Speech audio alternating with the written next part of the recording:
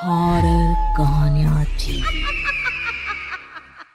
खून की प्यास पार्ट 2। और उसके बाद वो जंगल एक बार फिर से सुमन की चीखों से गूंज उठा। लेकिन आज की रात सुमन की चीखों को सुनने वाला वहां पर कोई भी नहीं था। अगर वहां पर कोई मौजूद था तो बस हरिया, जो कि अब एक भेड़िए में बदल चुका था। सुमन के बालों को पकड़कर घसीटते हुए वो जंगल के बीचों बीच एक जगह पर ले जा रहा था। अगली सुबह गांव में। अरे भाई, पता नहीं क्या बात है, अपने गांव का हरिया किसान और उसकी पत्नी सुमन दोनों गायब हैं। दोनों का कोई अता पता नहीं। अरे कैसी बातें कर रहे हो भाई, ये कब हुआ है? अरे पूरे गांव में खबर फैली पड़ी है। कल रात को दोनों खेत की तरफ जा रहे थे, लेकिन लौटकर आए ही नहीं। तो हो सकता है अपने खेत पर होंगे। पूरा गांव ढूंढ कर आया है भाई। जानते हो क्या मिला वहां पर? क्या हुआ भाई? क्या मिला? बताओ हमें, क्या मिला? अरे हरिया की पत्नी सुमन के कपड़े पड़े हुए थे। शरीर का एक एक कपड़ा फटा हुआ झोपड़ी के बाहर पड़ा था, लेकिन दोनों पति पत्नी का कोई पता ठिकाना नहीं था। अरे भाई, लेकिन उसका जो दोस्त है ना रामू किसान, उससे पता करके आते हैं ना। अब तक तो दोनों साथ ही खेत पर जाया करते थे। हाँ, हमें उसके घर जाना चाहिए भाई। चलो वहाँ चलते हैं, चलो। वो सारे लोग रामू के घर पर पहुंचते हैं। रामू अपने घर के बाहर बैठकर हुक्का पी रहा था। आज सारे के सारे लोग टोली बनाकर मेरे घर क्यों आ रहे हैं? क्या कोई मर गया क्या भाई? अरे कैसी बातें कर रहे हो? तुम्हारा सबसे अच्छा दोस्त हरिया और उसकी पत्नी गायब है, और तुम यहाँ बैठकर हुक्का पिए जा रहे हो हैं? रामू ने अजीब सी नजरों से उन सब गांव वालों की तरफ देखा, जिसकी वजह से वो लोग एक बार के लिए डर गए। गायब है? अरे गायब नहीं है, मुक्ति मिल गई है। उन दोनों को मुक्ति मिली है। इस दुनिया में आकर हर इंसान पाप करता है, और उसे उसके पापों के लिए मुक्ति मिलना बहुत जरूरी है। अरे ये कैसी बहकी बातें कर रहे हो भाई, हैं? और इसका चेहरा अजीब सा क्यों लग रहा है? लगता है दोस्त के मरने का गम बैठ गया है। पागल हो गया है शायद ये पागल। ये बात सुनते ही रामू चीख कर जोर से चिल्लाते हुए कहता है, पागल मैं नहीं हूँ, पागल तुम सब हो। और ये शैतानी जंगल अब तुम में से किसी को नहीं छोड़ने वाला, सबको खा जाएगा। याद रखना मेरी बात। शैतानी जंगल? कैसा शैतानी जंगल? लगता है रामू पागल हो चुका है। हमें यहाँ से चलना चाहिए भाई। चलो। तभी रामू की पत्नी बाहर आती है। नहीं, आप लोग इनकी बात का बुरा मत मानिए। 2 दिन पहले हरिया के साथ खेत पर गए थे। जब से वहाँ से आए हैं तब से ऐसी ही बातें कर रहे हैं। भगवान जाने ऐसा क्या देख लिया उन्होंने, खेत में कुछ भी बड़बड़ाते रहते हैं। लेकिन गांव के लोगों ने कमला की कोई बात नहीं सुनी, और वो सब वहां से चले गए। रात अब धीरे धीरे ढलने लगी थी। तभी अचानक किसी ने धीमी सी आवाज में रामू को पुकारा। रामू, आ जाओ, मैं तुम्हारा इंतजार कर रहा हूँ। और सुनो, अपनी पत्नी को साथ लेकर आना, नहीं तो काम अधूरा रह जाएगा। ये आवाज सुनते ही रामू के चेहरे पर शैतानी मुस्कुराहट आ जाती है। वो धीमे कदमों से अपने घर के अंदर आता है। क्या हुआ? तबीयत ठीक है ना अब आपकी? मैं तुझे अपने साथ खेत पर ले जाने आया हूँ, चल। मैं तुम्हारे साथ कहीं नहीं जाने वाली। मुन्ना गहरी नींद में सो रहा है, और उसे अकेला छोड़कर मैं तुम्हारे साथ खेत पर नहीं आ सकती। वैसे भी तुम्हारे उन खेतों में भगवान जाने कौन सा राक्षस घूम रहा है, मुझे तो डर लगता है। रामू गुस्से में दांत पीसता अपनी झोपड़ी से बाहर आ जाता है, और कमला गहरी नींद में अपने बच्चे के साथ सो जाती है। तभी अचानक रात को रामू की झोपड़ी के ऊपर एक साया वही गाना गुनगुनाते हुए घूमने लगता है, जो हरिया के मोबाइल में बजा करता था। मैं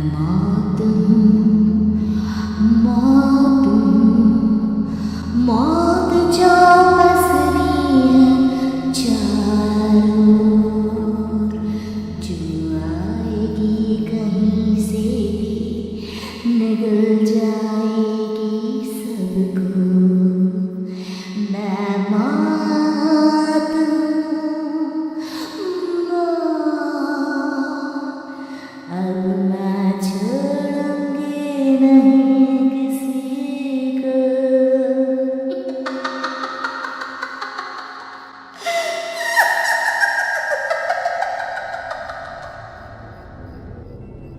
ये आवाज सुनकर रामू की पत्नी कमला की आंख खुलती है और वो देखती है कि उसका मुन्ना अपनी जगह से गायब था।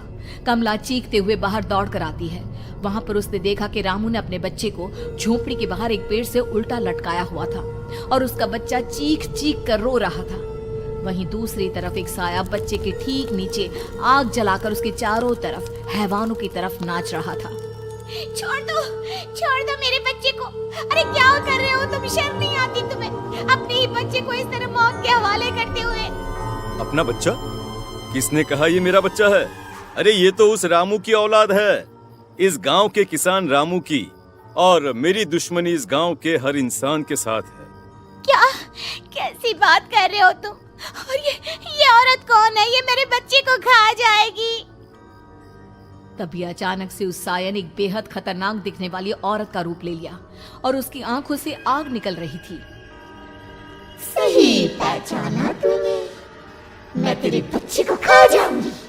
अगर तू अपनी इस हैवान पति रामू के साथ जंगल नहीं आए तो मैं तेरे बच्चे को खा जाऊंगी। लेकिन क्यों? आखिर क्या चाहती हो तुम मुझसे? मुझे जंगल क्यों ले जाना चाहती हो?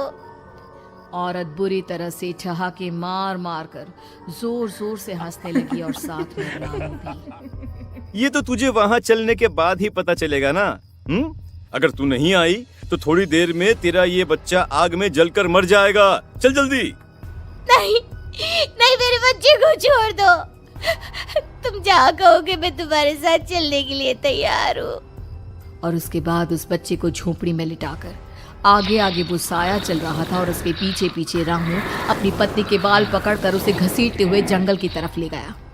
जंगल में जाने के बाद, कितनी खूबसूरत हो तुम। आज की रात बस तुम और मैं एक दूसरे के साथ रहेंगे। मुझे तुमसे बहुत डर लग रहा है। तुम्हें क्या हो गया है? तुम तो बिल्कुल ठीक थे। वो होगा जो हमारे बीच होना चाहिए। तो आओ अपने आप को मेरे हवाले कर दो। कमला ने डर की वजह से अपनी दोनों आंखें कसकर बंद कर ली थी। रामू ने बुरी तरह से चीख कर कमला से कहा, आंखें खोलो अपनी और मेरी तरफ देखो। कमला ने जैसे ही अपनी आंखें खोली उसने देखा कि रामू एक खतरनाक खूनी हैवान में बदल चुका था। कौन हो तुम? जाने दो मुझे। क्या चाहते हो मुझसे? वही जो एक आदमी एक औरत से चाहता है। मैं तुम्हारा पति रामू नहीं बल्कि इस जंगल का एक भेड़िया हूँ और आज की रात तुम्हारे खून से अपनी प्यास बुझा जाऊं। और उसके बाद वो जंगल कमला की दर्दनाक चीखों से गूंज उठा। अगली सुबह कमला के कपड़े भी जंगल में उसी तरह पाए गए जैसे कि सुमन के पाए गए थे। इस घटना के बाद पूरे गांव में दहशत का माहौल था। अपने माँ बाप की मौत और गांव में हो रहे इस तरह की घटनाओं की खबर सुनकर किशन शहर से गांव लौट आया था। अपने माँ बाप की बेदर्द मौत की वजह से वो बहुत परेशान था। तभी अचानक उसे अपने घर में खाट के नीचे पड़ा हुआ वो मोबाइल फोन मिला जो उसने अपने पापा हरिया को गिफ्ट किया था। अरे कितने प्यार से पापा के लिए मोबाइल फोन लेकर आया था। इसे एक दिन भी काम में नहीं ले पाए। और आखिर कौन है जो गांव में इस तरह की हत्याएं कर रहा है? क्या है इन सब के पीछे? क्या है? मुझे पता करना ही होगा, वरना एक दिन पूरा का पूरा गांव खाली हो जाएगा। इस गांव में एक भी जिंदा इंसान नहीं बचेगा। गांव के लोगों की मदद करने के इरादे से किशन अपने गांव से दूर एक दूसरे गांव में बहुत बड़े तांत्रिक के पास मिलने के लिए गया। तांत्रिक बाबा, अब आप ही कुछ उपाय बता सकते हैं। भगवान जाने हमारे गांव को किसकी नजर लग गई है। नजर नहीं लगी है, किसी ने तुम्हारे गांव को बद्दुआ दी है। किसी सताई हुई आत्मा का प्रकोप है और अब वो पूरे गांव में किसी को नहीं छोड़ेगी जब तक उसकी आत्मा को शांति नहीं मिल जाती। अरे लेकिन ऐसा कौन है बाबा? किसकी आत्मा है और कैसे मिलेगी उसे शांति? मौत है मौत, कहीं से भी आएगी और सबको निगल जाएगी। इससे बचने का सिर्फ एक ही उपाय है, लेकिन उस उपाय को करना आसान नहीं होगा। जो भी उस उपाय को करने की कोशिश करेगा उसकी जान जा सकती है। भले ही मेरी जान चली जाए, लेकिन मैं अपने गांव के लोगों की जान बचाने की पूरी कोशिश करूंगा बाबा। तो ठीक है, फिर अगली अमावस की रात जैसा मैं कहता हूँ वैसा ही करना। अमावस की रात तांत्रिक के बताए अनुसार किशन अपने साथ केरोसिन लेकर जंगल की तरफ चल पड़ा। उसके हाथ में देवी के मंदिर का सिंदूर भी था। किशन जंगल के बीचों बीच पहुंचा। ये देखकर उसकी आंखें फटी की फटी रह गई। वहां एक उबलते पानी का तालाब था और कई लोगों की लाश लटक रही थी। किशन के माँ बाप की लाश भी वहीं थी। माँ, बापू, क्या हो गया? ये क्या हो गया? तभी वहां पर एक औरत और आदमी आते हैं। उन्हें देखकर किशन चौंक जाता है। गोपाल काका, आपकी तो 5 साल पहले मौत हो गई थी। और निर्मला काकी, आप? मौत तो हो गई थी, लेकिन तुम ये नहीं जानते कि हमारी मौत कैसे हुई थी। क्या कहना चाहते हैं आप? कुछ नहीं, बस ये जान लो कि अब इस गांव में कोई जिंदा नहीं बचेगा। लेकिन क्यों काकी?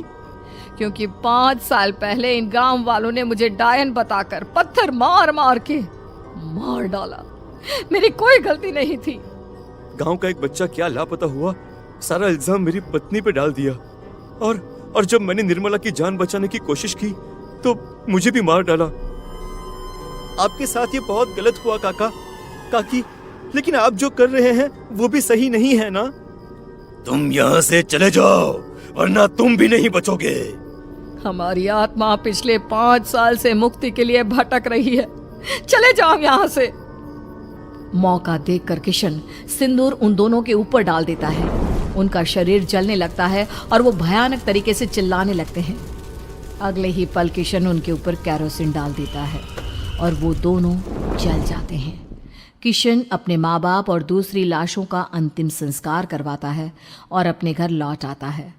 लेकिन वो अभी भी इस बात से अनजान है कि मोबाइल अभी भी बज रहा था। मैं मौत हूँ, मौत